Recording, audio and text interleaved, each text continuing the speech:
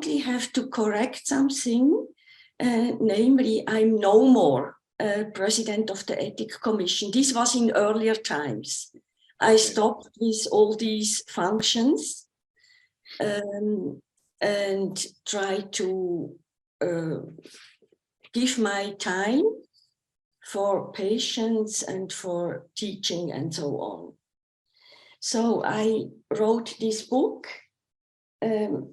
because I am, since a young age, I came in contact with the different sun signs because of my own experience. When I was a pupil, I made the experience, so in high school, that certain also girls, we were only girls, we were separated in those times, that certain girls I liked and we had a vivid contact.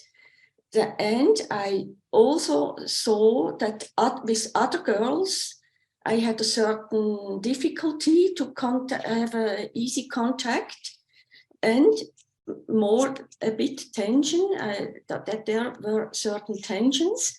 And the third group was people I found nice, but I didn't find a scene to talk with them. So I started to think that there must be some reason, and so I came to astrology. And I started to read first about my own sign. I started only with the sun signs. And of course, this is a very undifferentiated approach. It's a kind of drawer. These are 12 different big types. But as we know, each, for example, Aries, Taurus, and so on, Pisces, Scorpio, Cancer, Aquarius, and so on, each is different from another one. So we are very clear individuals, even though we have the same sun sign, but nevertheless, the sun sign has a certain importance, and I detected this when I was a pupil, because in the core attitude, there is some interest and also some skills in the same sun sign, which gives a certain connection. So this is what I started. Of course, I started to doubt, especially when I started to study philosophy, which is a very critical science. You look very critical at each word when you study philosophy. But I came always back to astrology. And then I detected quite early that when people are quarreling, for example, a husband and a wife, and they don't find anymore any language to talk with each other, but then when they came to my practice later, when I was educated as a psychologist also, and of course, astrologer, I started very early.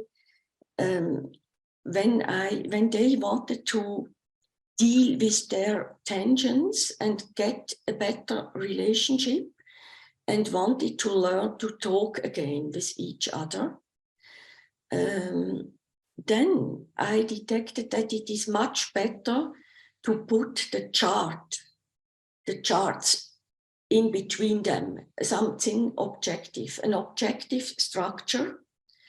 And then they were not directly related to each other. And because when they were directly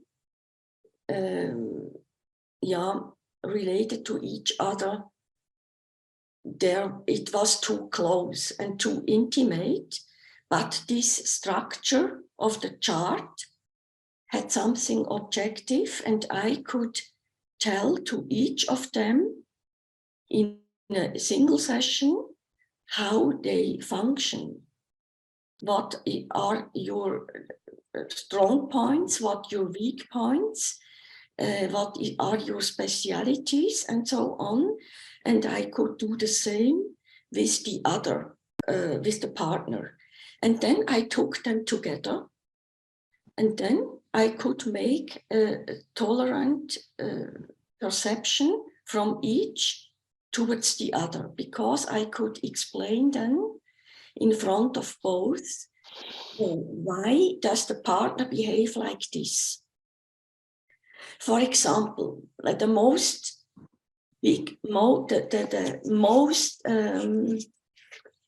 common quarrels are between introverts and extroverts. When one partner is very, very introvert,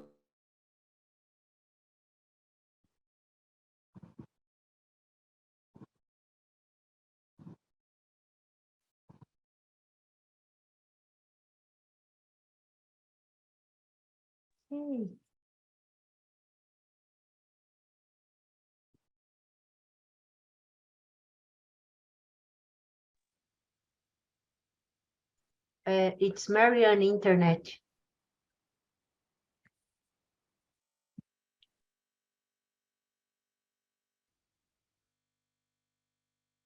Okay, it seems that the connection with Marianne is poor. We are waiting for her to reconnect. Apologize for this.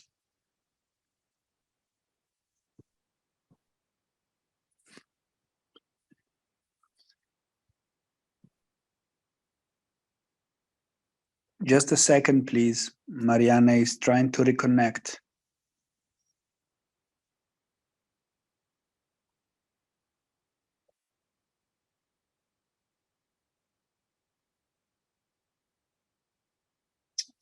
Bernardo, please gently check if Marianne is reconnecting and allow her in.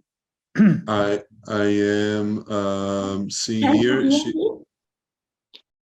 She's back. Here you are. Oh, I don't know what happened. Maybe although I have glass fiber, but seems to be not very stable. Maybe if it happens again, I will take my iPhone and connect over my iPhone. Okay. I hope that this works. I don't hope that it happens again. But what I wanted to to tell you that it is a big difference between the feeling how to be in the world and how to connect with each other between extroverts and introverts. The introvert wants always share everything. He or she wants to tell everything, wants to know what the introverted is thinking, what he is feeling, what he is planning. And the introverted doesn't like this usually. He wants to come in his own speed and in his own time to tell something. And this can make a lot of quarrels between the two of them. But if they understand this kind of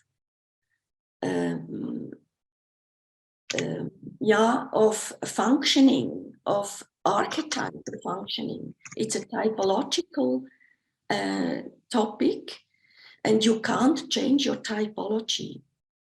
But when you understand that the other is also in his own typology and doesn't want to bother you, or isn't a kind of enemy towards you, although you feel it like this, then the relationship can improve a lot.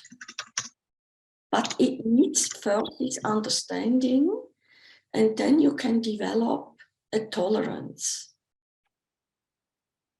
So this is what I made a lot of very good experiences with couples who were quarreling, and only very few finally separated. Most of them got much better relationship. The same happens with a mother and child relationship or father and child relationship. When children are very different in the typology than the parents can't nourish them. When I had, for example, a child, I also gave some examples from this child in Breakfast at Küsnacht, in the book Stefano did. It was his very first book, I think. I brought this child when I got it was very suicidal. And I could see it in the sand play. There was the death, the skeleton, and so on. It wasn't very nice what she did, but she expressed herself, and fortunately she could do this. And in this case, the mother did everything what she thought is good and interesting for a child. This mother was extremely extroverted, and she had also another kind of type. She was a thinking type. When you look after Jung, then this mother was a clear thinking type and a very clear extroverted thinking type, while the child was a sensation type and introverted mostly. So you can see that there are a lot of difficulties to understand each other.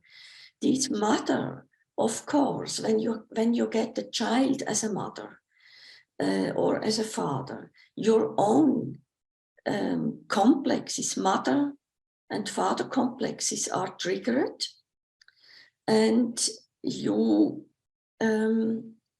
start to react in a way like your parents reacted towards you. But when you want to make, when you know that you had a big problem, then you want to make everything else different than the parents did. And this mother, for example, this extroverted thinking type mother, had a very narcissistic mother who was very introverted and artistically skilled, and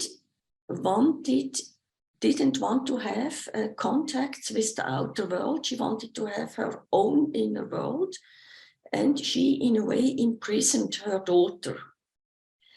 And when this daughter was adult and had an old child, she remembered how awful it was for her to stay always together with this mother in these intimate relationships, and she started to make the opposite and invite every weekend guests. Either she invited whole families and thought it is fun for her child to play with other children, and for herself it was fun to deal with other parents. But the child didn't like it at all. The child wanted to have her peace because she had more than enough children to play and talk and deal with them during school time. And this child needed very much an own space, and this would have been only possible over the weekend. So finally, the child became suicidal, and she didn't want to go to school anymore. She wanted to stay home during week because the weekend was extremely exhausting for her. Finally, the mother brought the child. She was very anxious. What did she wrong and so on? And then I could start to talk with the mother, find out how the family system worked. And so I could tell the mother, I asked her if she would like to see the typology more closely. First, she didn't want, and as long as she didn't want, I only could talk, as usually psychotherapists can talk. They can listen what the mother is telling. They can tell her what the child is telling and on which subjects the child is suffering. Help very much. Finally, so I proposed her again, what about looking at the chart? Because we can see the typological attitude of each of you. And then you can understand maybe even yourself better, but you especially can understand your child better. Then she agreed. And this mother, she was so relieved when she saw that she wasn't a bad raven mother, as she thought, because she had very, very guilty feelings. And when I told her that she can do what she wants, when she doesn't understand that her child needs something totally else than she, because they are so different in typology, the mother was extremely relieved and tried to change her behavior, because she was very intelligent and wanted to be an optimal mother, a good mother. She tried to change everything she could. And from this point on, the child started to improve a lot. Yeah, and I could end this therapy last year, at the end of the year, and the mother especially thanked me that I showed her the charts, because it took a lot of guilt from her. It made her very comfortable to know that she had a special kind, namely an extrovert and very quick kind of typology, because air thinking is extremely quick, while the child was very slow because sensation is extremely slow. And additional to this being slow, that the child was introverted and that she could try to provide this time and this space for the child. And she said she was extremely glad to get this opportunity, and she got a lot of relief. So this was a very practical example where you can see how it is helpful when you use the typology. It maybe it is in us when you use the typology of Jung, but it is not so differentiated as when you use the typology of astrology, also when you combine it. And I did this in my book. I showed in my book the closeness of Jung's typology with these four types, the four functions: thinking, feeling, which are opposed, and intuition and sensation, which are also opposed.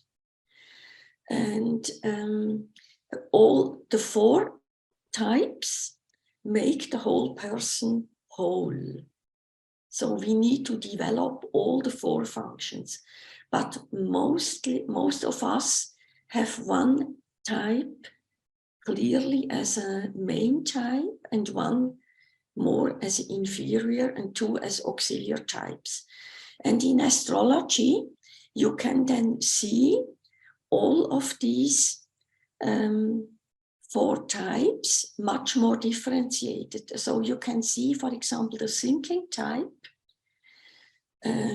differentiated in astrology. You have it as a Gemini, then as a Libra, and as an Aquarius. But they function quite different, although they are all thinking types. But this thinking type is not like equal thinking type. And the same And the same is with the second. So you have, so the sun sign starts with fire, with the intuition. It starts with intuition, but this is Aries, this is the first. It is willpower and a drive to start things. And then the second intuitive type is Lion. This is quite different from Aries, who is very powerful. Lion is more static and more quiet, but very strong, and stays more in the place and is more developing concentric. While, for example, Aries is more developing from one aim to the next. And then the third air sign is Sagittarius. So the third kind of being intuitive. And this is very different. It is more, it needs a kind of global view. It wants to have a contact to the whole world and wants to have the big overview over the world, and likes to travel a lot and so on. The other two, not necessarily. Then you have the sensation function. This is the second sun sign, or the second element in the sun sign. It starts with Taurus. And Taurus is a very simple functioning sensation function. It's very orally and likes to collect things. Taurus don't like to get to leave things. So if you know somebody with a Taurus aspect, or if you have yourself a Taurus aspect, you know that you have difficulties, for example, to leave clothes, old shoes. You don't like to leave relationships. You cling on things. You like to collect nice things. And you like also to have enough money. While the second sensation function in astrology is Virgo. This is very different from Taurus. It's very differentiated. It is related to thinking, because it's reigned by Mercurius, and it is very important. The detail is very important for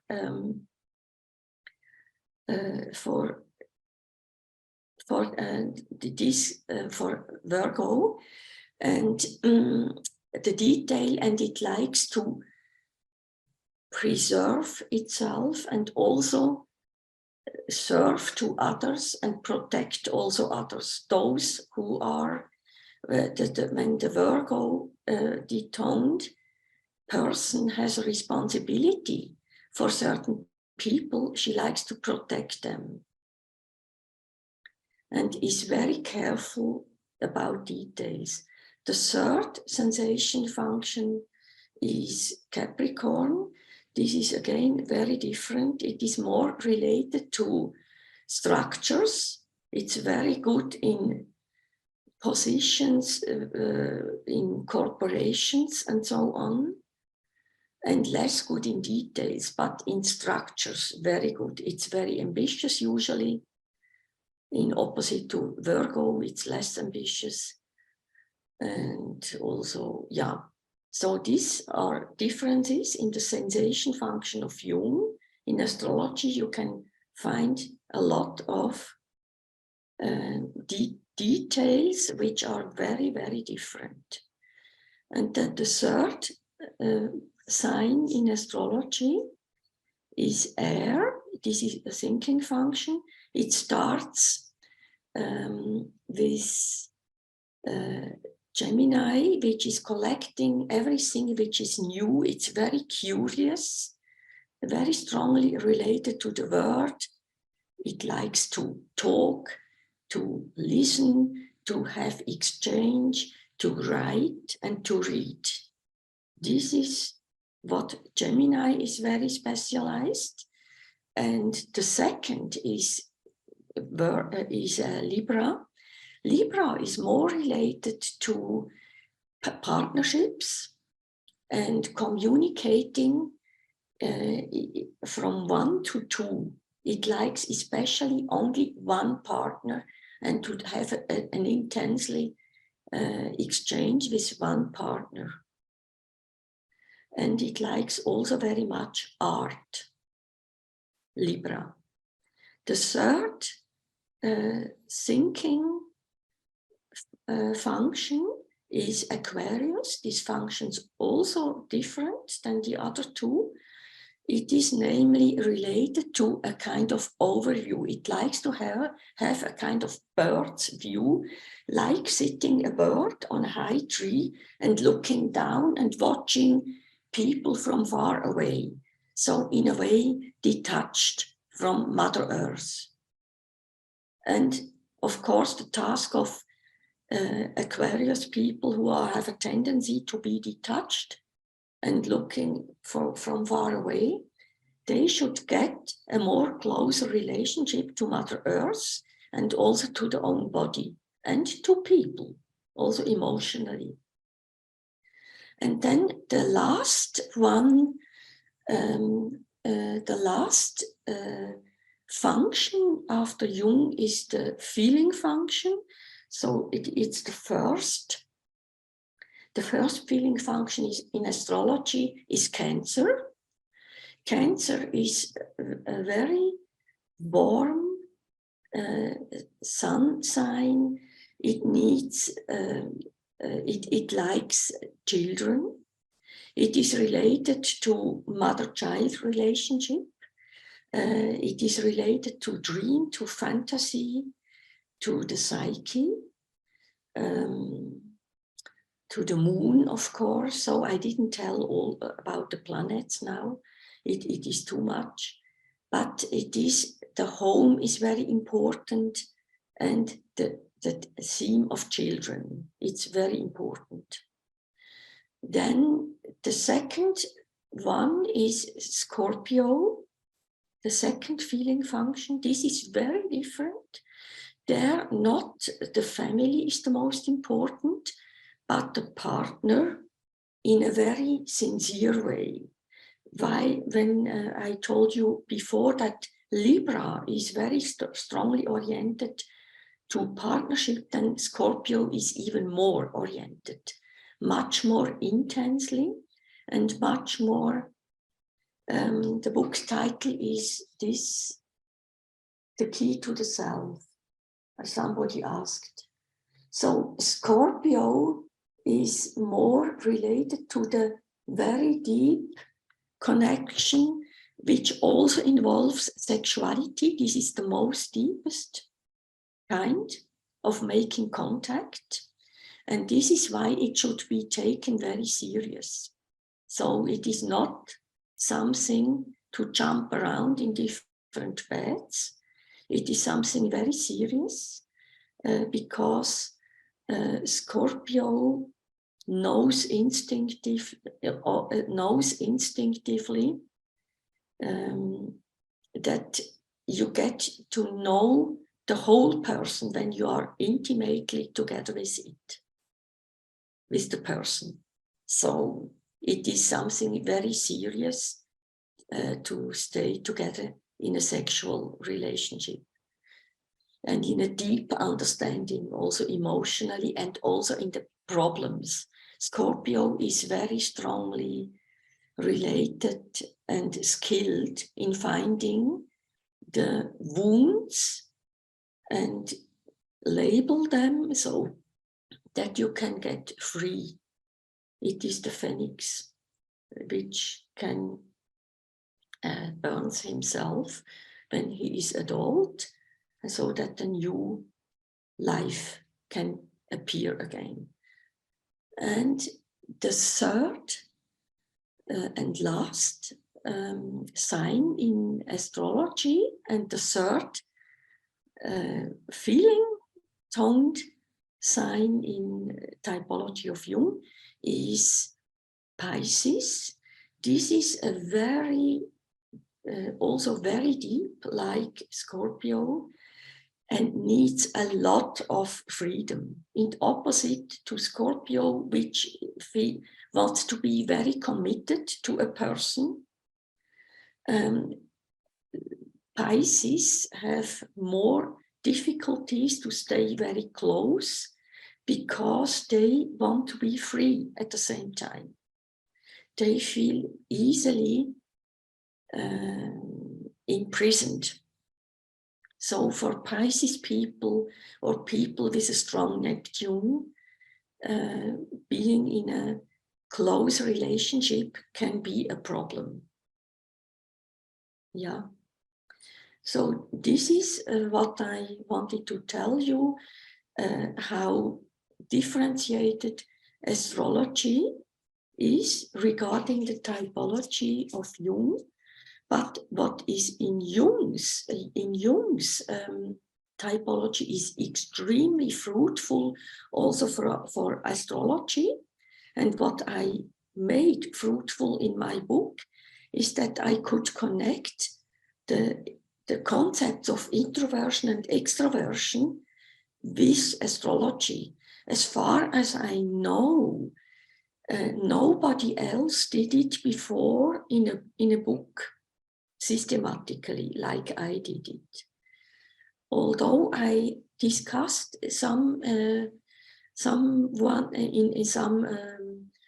when I had a lecture somewhere, somebody told me that a certain woman also tries to connect it, but I don't know her. You know, I guess that many astrologers who are also analysts start to think, just a moment, wait a moment, couldn't be there a connection? And there is. And this is the interesting thing. Because then you can get to know yourself extremely well and differentiated. And you can also get to know very extremely differentiated and closely your partner and your children and the people you like to deal with. For example, as an analyst, patience. Or as a supervisor, when I get an analysand with very strong difficulties with an analysand, that I ask him if it is possible to get the charts. Then we can look at the charts and then we can get a lot of informations when his analysand agrees. And this improves then his work a lot. I only made very positive experiences as an additional helpful method.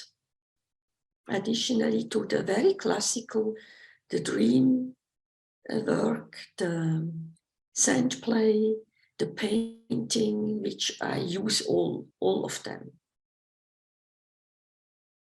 So this is my short introduction. Thank you, Marianne. Thank you. Let me start with a question. If I understand your theory correctly, then you are saying there's a, I'm not saying one-to-one, but there's a very close correspondence between your zodiac signs and the psychological types. Is it possible to combine these two methods, let's put it this way, to get a more differentiated typology than Jung's? Is that what you did in your book, or tried to do in your book? Yeah, I did it in my book, yeah.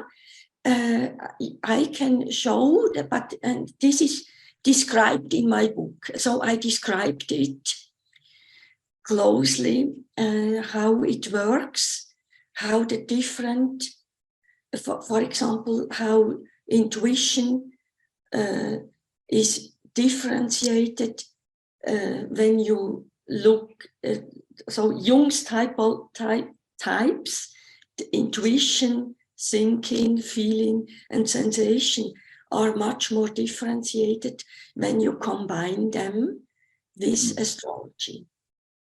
I mean, So, we have 16 types, but when you take into account the ascension, then we would have 24 types in your case, astrological signs. Is that correct?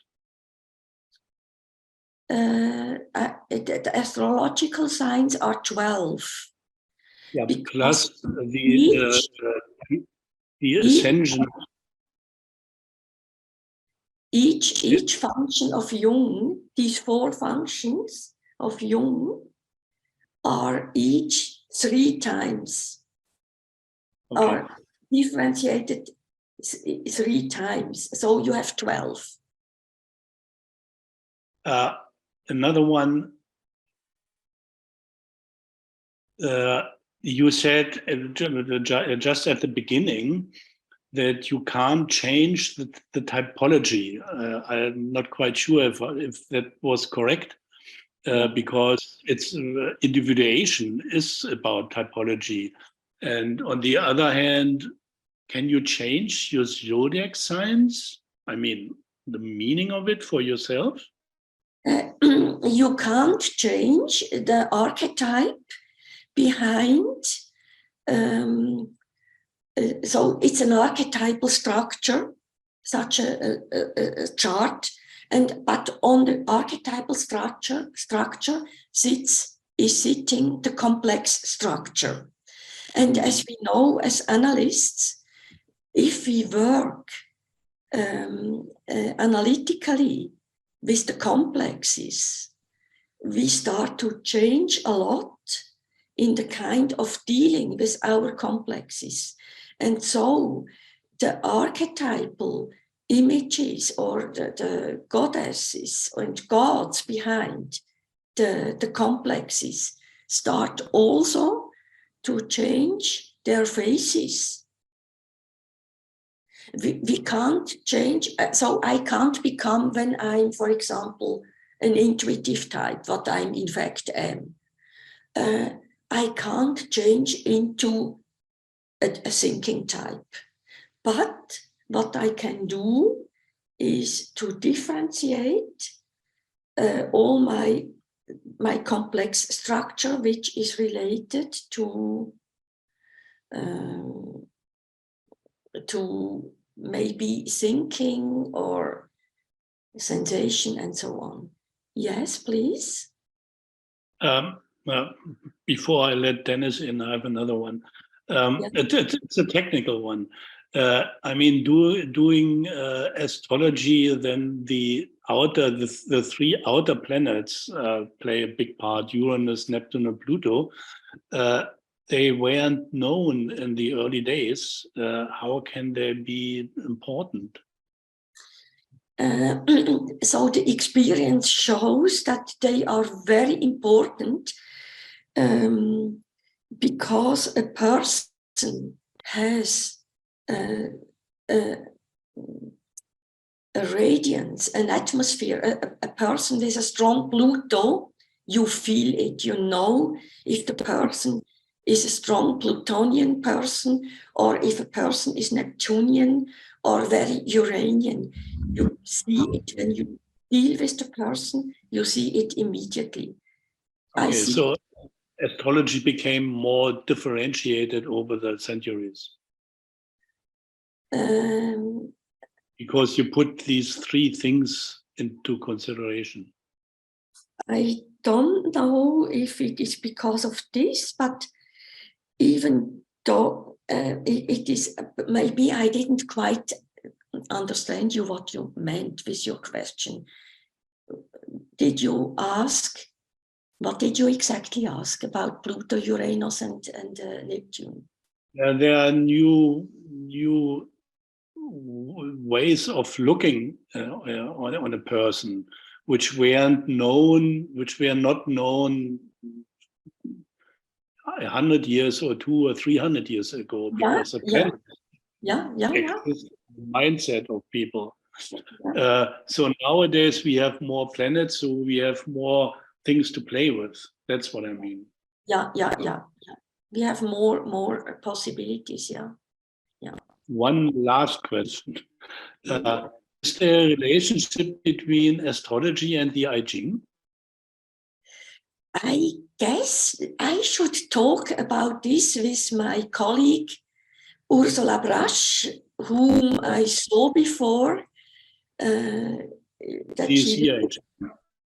don't know if she is still there. I should discuss it more closely with her one day. And I don't know it. Until now, I can't say yes or no. I simply don't know it. Okay, so on that, let's get to the questions. Dennis raised his hand. Please, Dennis, a short question. Yes, Bernard, thank you for that perfect setup. I've actually written an article called Use of the I Ching in the Analytic Setting.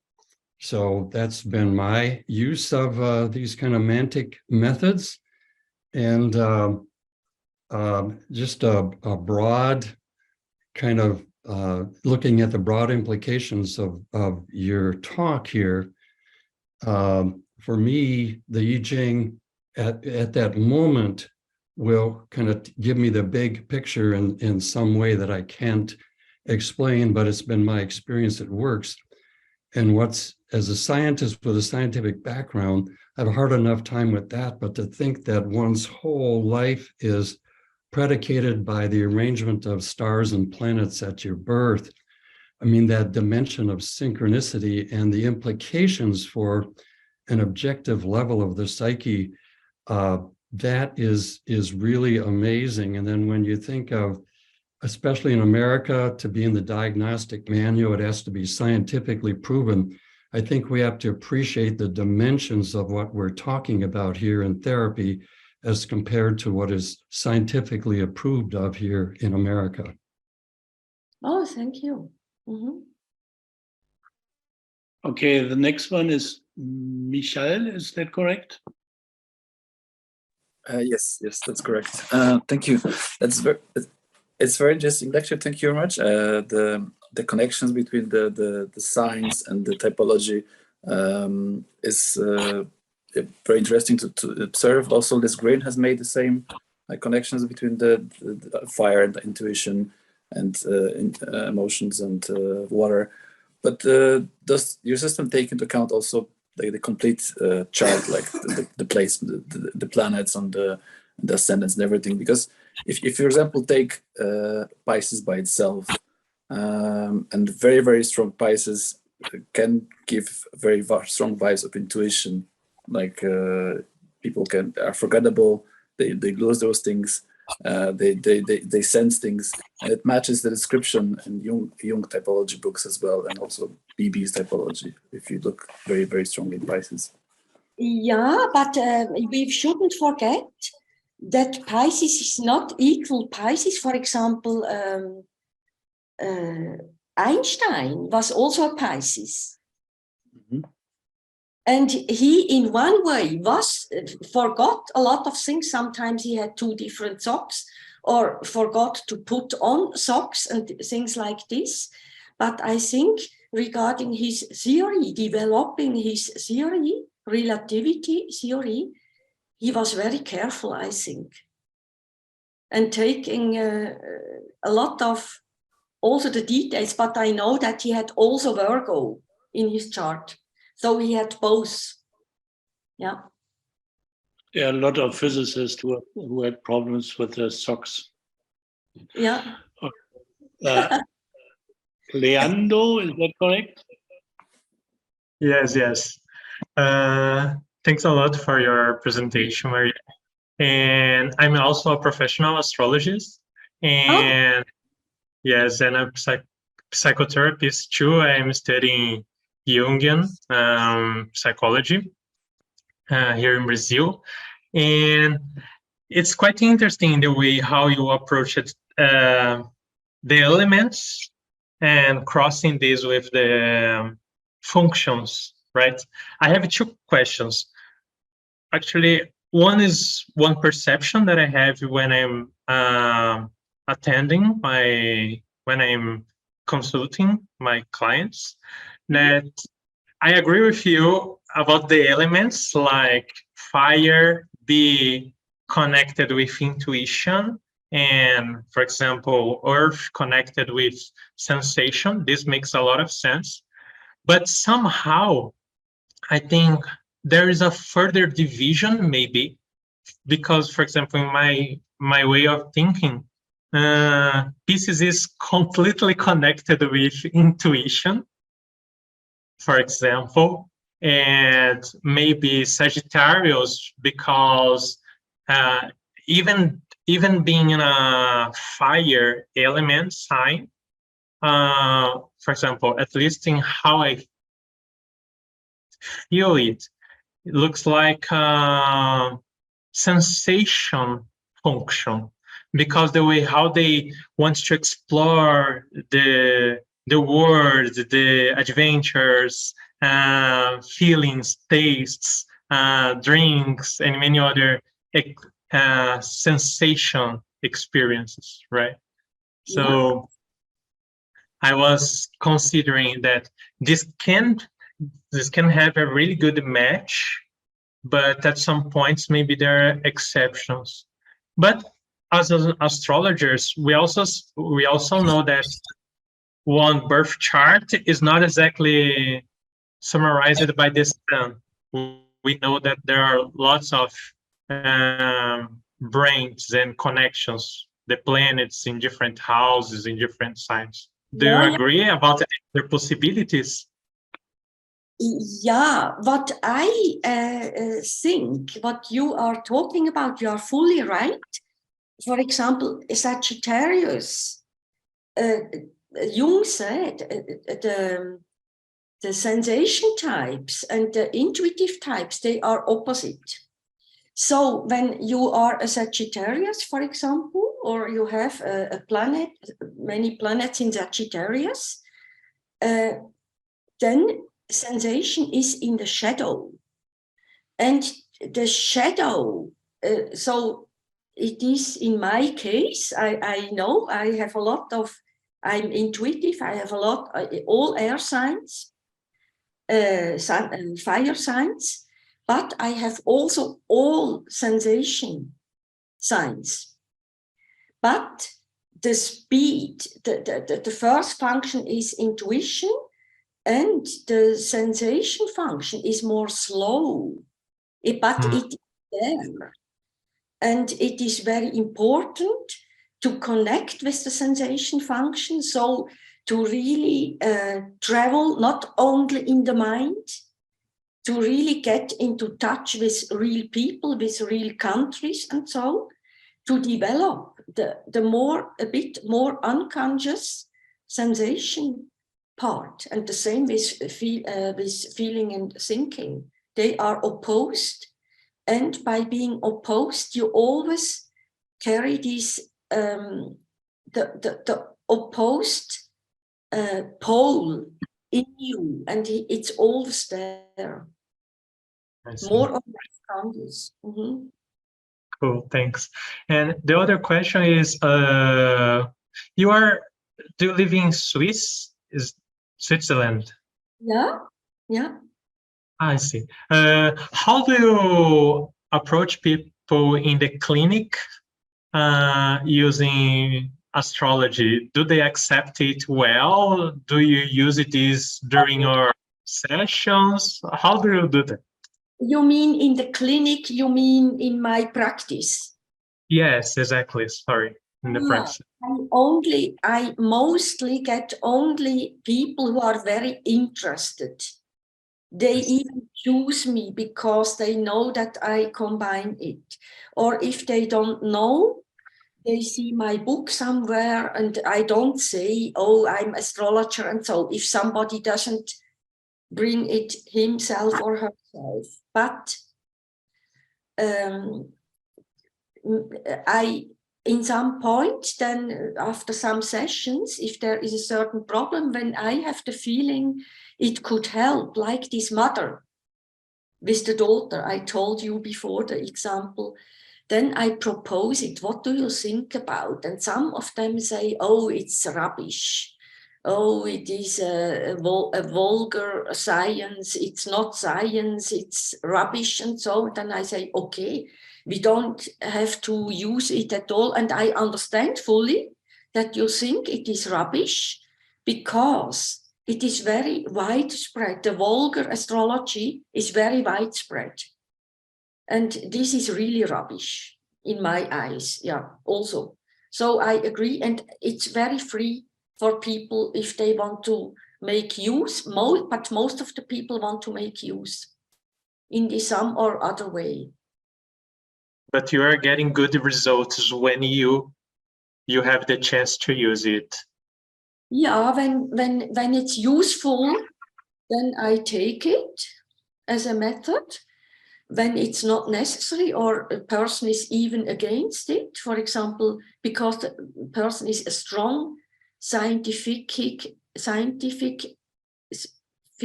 educated person and you can't prove with hard facts astrology in this way, or it's difficult, certain things can be proved, but it's very difficult to prove it really. So I don't want to force anybody to believe it, you know. Okay, thanks a lot. To convince anybody. Yeah. Okay.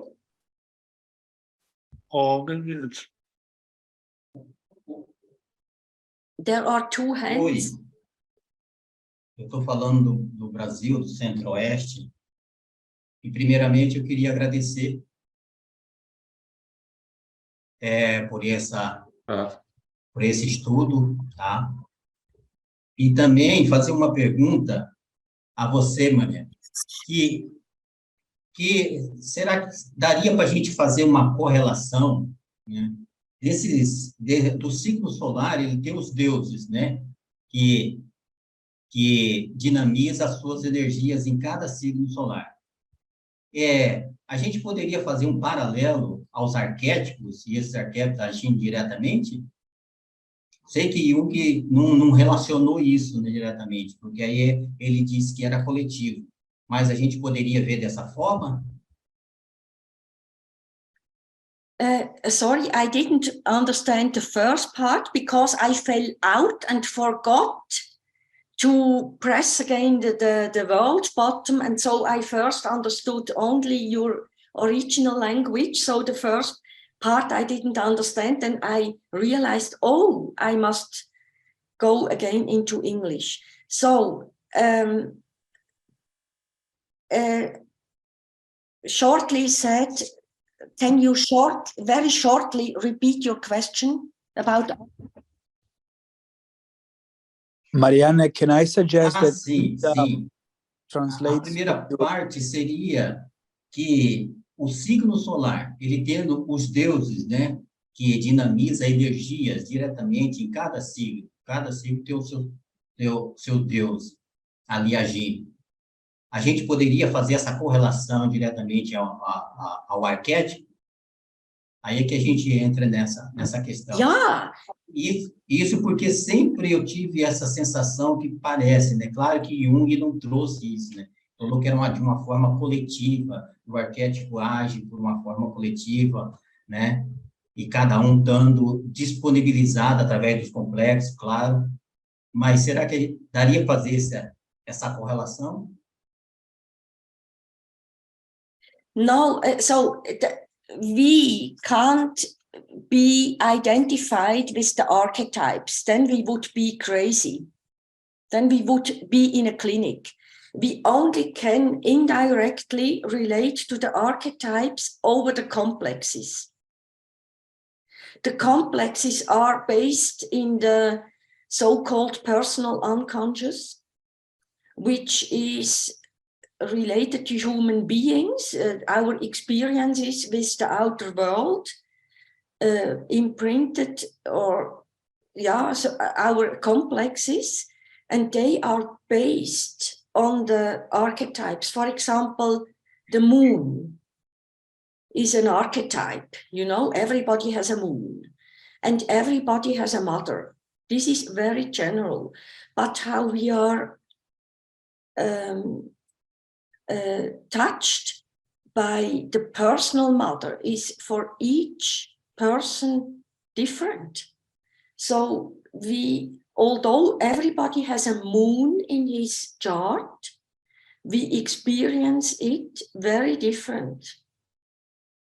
Because on each archetype is sitting the complex, the mother complex, which for each person is different.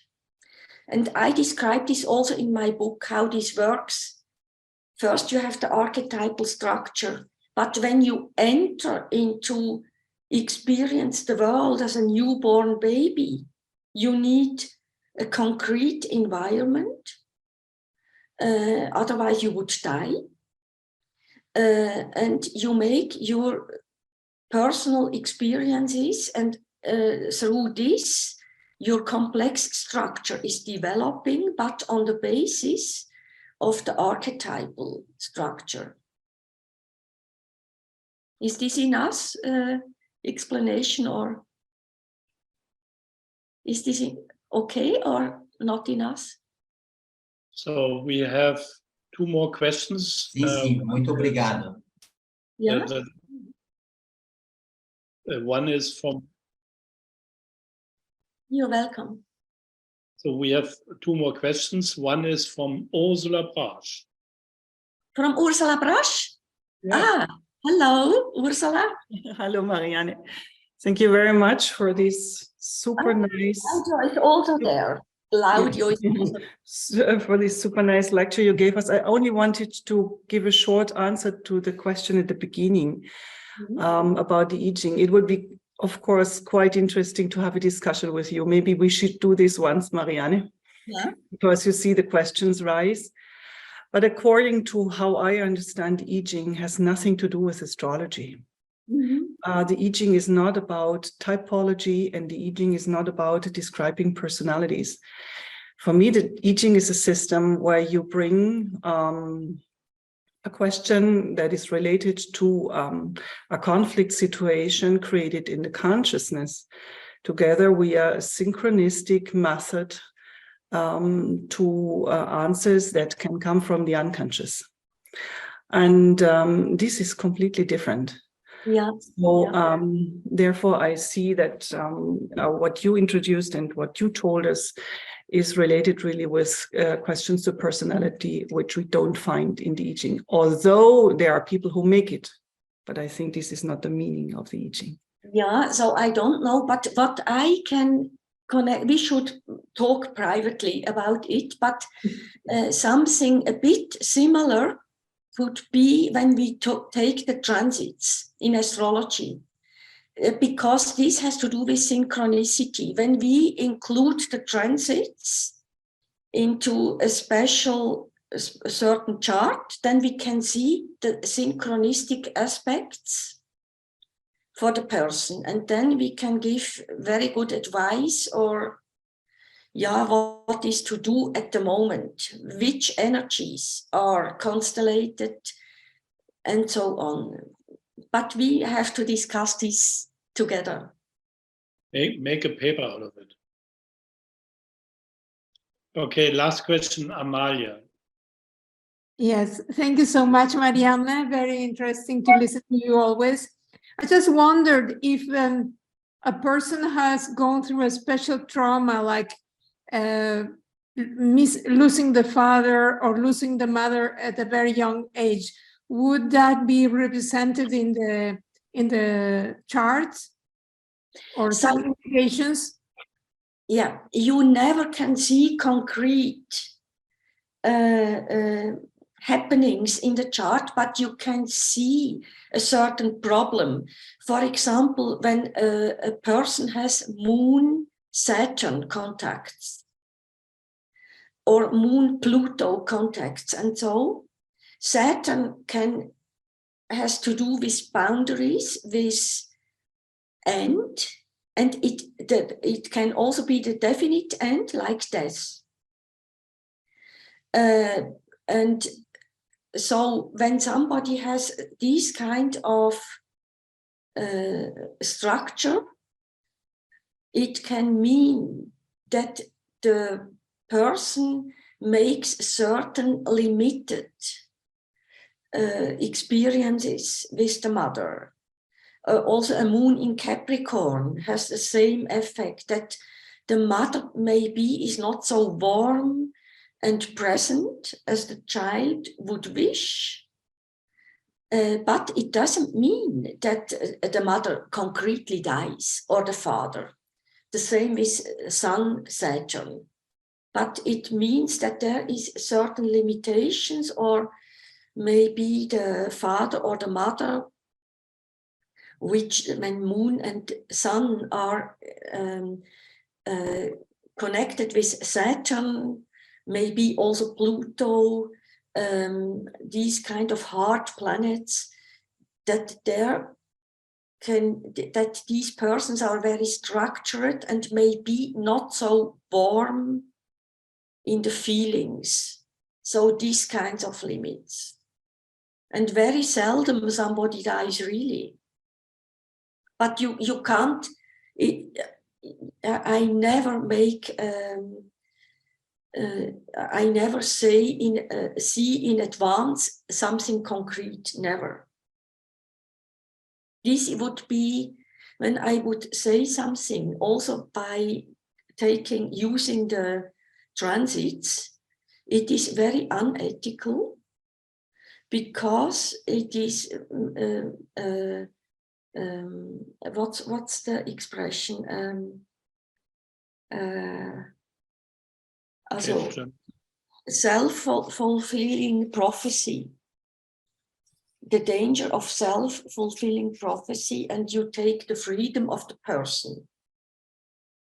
Because unconsciously, when you tell a person, oh, in a year your mother will die, because she has a Moon-Saturn contact, a very strong one in a special position, and so, then the person is very anxious, maybe, and full of fear or so, you know, and behaves in a way, yeah, stressed. And things can happen which wouldn't happen when, or you would die. So some astrologer, famous astrologer, who is living in Paris, made the prophecy, I think 3 times, that she will die next year because of certain constellations, and she never died. It's ridiculous. But when she makes it with herself, it doesn't matter. But if you do it with somebody else, it's very unethical. Okay. It also can mean that it is a certain limited, or that there is a change, that something stops, a certain behavior stops, or certain resources are no more given, or there is some change or so. It can be something like this, but it doesn't mean that somebody dies concretely. Yeah. One definitely last question, from a short one, please, from Sonja Wein.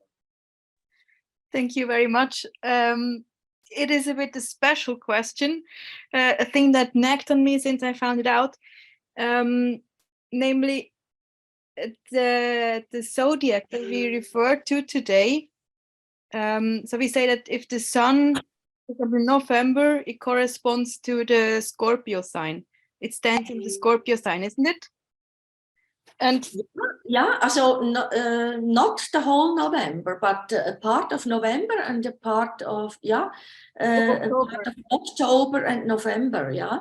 exactly. And then, so because the sun, when I was born, stood in the Scorpio, I used the Scorpio as kind of metaphor to describe personality. Yeah. And then I found out, I heard it from a astrophysicist, that the actual signs in the stars don't correspond to our zodiac signs anymore. I know. I will be a Libra, and this nagged on me because it gives a totally different metaphor and a different picture. Do you know what I mean? I know what you mean, but it doesn't matter what the physicists say about this. This is a well-known problem, but for astrologers it isn't, because it is a symbolic system. Yeah. Yeah. You anyway, when you are born in November, before the 21st November, when you are in between, for example, 21st of October until 21st of November or something, then you are anyway a Scorpio. Okay. Yeah. Okay. Thank you. You're welcome. Okay. Thank you, Marianne. Thank you very much. Thank you, everybody, for attending this. And the last reminder, for in 4 weeks' time, we have Renate Daniel here. Thank you. All the best to everybody. Thank you, Bernard. Thank you. Bye-bye. Bye-bye. Bye. Thank you. Bye. Yeah. Obrigada.